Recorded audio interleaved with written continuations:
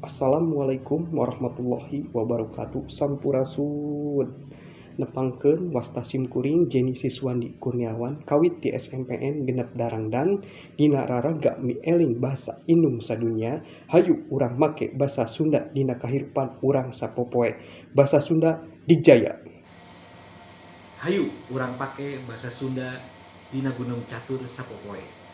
Bahasa Indung, bahasa Linung. Assalamualaikum warahmatullahi wabarakatuh. Sampurasun.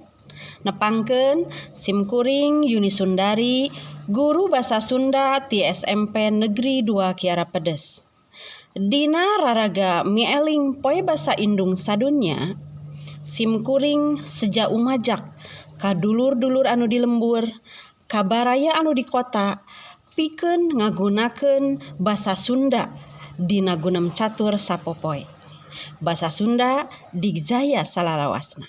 Wassalamualaikum warahmatullahi wabarakatuh. Assalamualaikum warahmatullahi wabarakatuh. Sampurasun, simkuring Nunung Ratna Suminar di SMP 4 Purwakarta. Dina raraga poe basa Indung sadunya, hayu urang make basa Sunda dina kahidupan sapopoe. Wassalamualaikum warahmatullahi wabarakatuh. Assalamualaikum warahmatullahi wabarakatuh.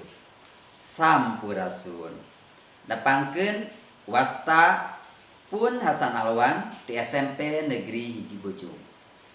Dina raraga mieling poe basa Indung sadunya tahun 2020 hiji. Upami laras-laras micinta kana basa Sunda, hayu ajak batur sakasur, batur sadapur, batur salembur, batur sagubernur, pikeun gunem catur ngagunakeun basa Sunda dina kahirupan sapopoe.